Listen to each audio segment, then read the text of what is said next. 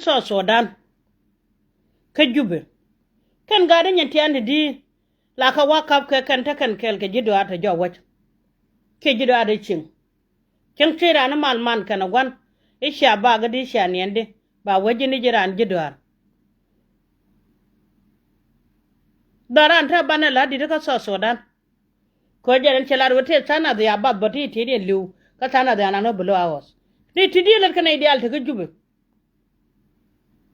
su karodian ka jube ta kan karodian kan ware ki ko da ban ja pel ka jen nyamata da mene ko ci ko nda ngai ko ta kan yen ken war kan shangdar but kan galya ka ci ko na ngai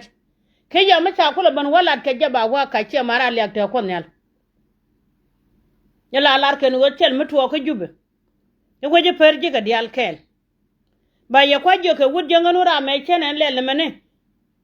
ba kam ne jeru ba nak ajala de ci jegira mone wo bite gan wori biya ba jin ko ba jin mo ke yuru ka ji ta to sena jene go ragat ka en video me chere ke video me doran cha daga ngui mere o te nya da maton mi chanen kal to ban pa ba da ci chu ba video da ba ga chala ta long ne dia la go jetane da ko chung no fo dia gar ka nya da maton me cha wo yen gware kan mare me da yen ga ka ne ne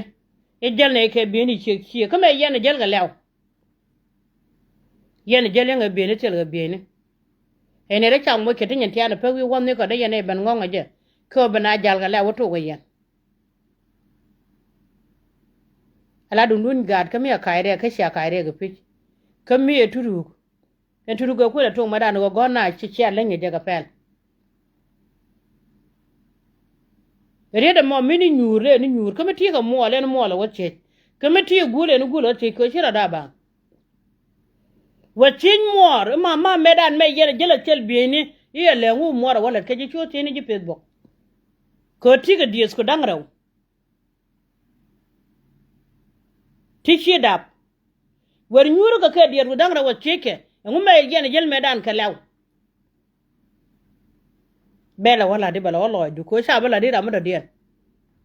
kade kon jono kon e dia la managan ne kon nyal dorba do ka ba do kon dorba do ka ba do kon managan en medana gwara la da ngajo ma mwal dia la changa jo nyaada cha wachi mulai wala da gadna ni ci yene changa dal cha wachi ma chang ma dar na mede la ro gadu e ci yende ci jidal gen chemo cha lo long rai man nga biji ku lo ga yene mi ci bi yen jit ka jagriat gwara maren ma gwala Arian magwa. Ide do lar ko ni mare nyaga be jenene. Ala che ga jo ma mwal dia le che ga jo ga de bu dien be je ga de ko pai kon meno lo mene run te pai ne ben. Che wo bo kon ka dwe ka war. Che ka wai ne nien. Gad ko ta pal ka ro pin ne ko nal ten go. Gad ko pal ka ro pin. Ko me chi nyama la re che wo lo de ne ka ken. Kama nyima re jen kon nyi dia le chenga ka wodi mo me chale e ngad mo ni bela to kori jen shuta kel kanai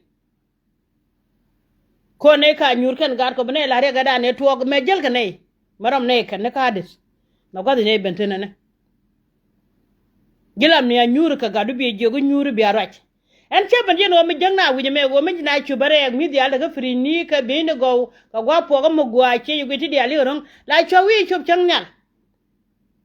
bele ko kere chu bi gwe la wacce la kalot bi dia lu palgat la wo be chule na gat che li rul chang jen bi nyaado be na media be na ben kut jen bi gadu be na media be na ben kut ko ci gat ku ci ga le lidi ci ga tol ki yin ne ko na lo ne ka gat kon gadu chang cha wuda nda mare biel kon ja ku ente ga man baraw me ci ga kana chegde anda mara mo chora ko la bare ngador ni mara nya dole ci gar keren kor ah baba u bara ru di ma wi wong ne re pin mo ne cha we cha da go ga gwar ci da mara ban ne ban nyu da ci ni ma ci gar ke jera ci ga ka gwara ci gar ka ban ba dor wai de ci ga gwa ne we je na wi ka mo ro ko na gwa ni da wa ko kwa ba na ko lo cha a je na gwa gor ka na magat ka chara dun jaka ne di selot kon moru kun ta ba to ko guru kun bala ko kene ya gad kun yen gad ko gad kun ci ada kan ya la ko jara to dun ko yene bala gwa ga yemane ba ya ko ke men kun e jente ko bela te ga yen hor dan ko rije ma rija be betok rije ben betok kal keru nda cha kal ker mi je ko la gweji nya len kwen kana kwen ma daga kan la gweji nya kana kwen ko dona ka media pe dol mi chenen be kwet pe chimo do amenen be kwet ala wo chi poji la kal ken were che je ku te da la ngutin ko kon ko la pal ngo ko dona ja kon ku le jore ngon ni ke en go yelu nu gur kan mor ko bay po te du be je mi mon ko la pal ngo ko ci kon ngor ke ci kon ko gur mor ci mo de kara an ta ga dol ne wija gwa ma kel mata korom mi shala ram kel dol ma dol benti yaw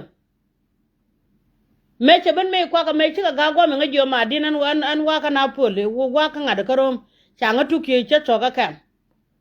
kwa ga de be yang e jo ga de chu yek no ka daran dol tar me ce kwa ka ci no dara me ta da ko ra ki kwide maram kel ko nyal pode ki dab ko gan ma gwalo dole charam kel me ja karam kel gan mu karar je gwer ken badaran yani mama lat gor me ko do moy lat korom ram kel me ko do moy lat yote je lat cer me chaman mama mol yal ko gele gada a chen na gan je ko na ko no war kana chen la ngatia mama ba che cha ba ga de yana gor ka cha cha ngadi di ah mama ngui na jor na mena gan me tegulus la ba da ci je war kana chang der gan nyuma ran to me ci nyuma da daba radio ar ne ci ne nying dia la te kai ta la te me de gwa me lo do ke longo lus kana long e je no mama mwalial kenga da ne ga dole da ne chole peje nyon malwal me ngaban yore ngajo mama mwalial me lo dur mama cha dur raje chalat ke joga de shelo de je ko shire jono yen ju ko kier era me pel ke ye ko le cerka dwara kon gi bentio ke jora je ma chala de logo long te nga joga mama che dur ende joga at ka kon nyal fodi ra me dit chi dong ba en meran mam wal dial mata gwa medan chala ngalat me chama de che je kala nya charalia che jo mama ne ala kontra da me sa ne yete me che so ka ji yan te no ne wi de mene ikane jo bera ko jor chieng kale ne nyadan chelet ko ko jeto ikane jo mama mal dial chudier kun nyal mun no je nyada ko de no ngero le me nyare de me chan mama dial la di le de mene bu ko tung yo mo la ne te mene an wa dwel gor she wa dwel gor ne ti chira wo je la ti chira chelet ka yo no nyada ka te don mi chole ti ne nang dok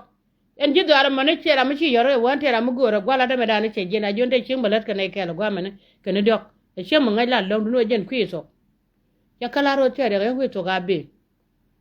tok la ban ngai gwalat la na mata ta dun deksen jega kwi mama ne te shinga jono mama mwal dia la wer ka nya da balat wajak chenga lar ka nga cholat jega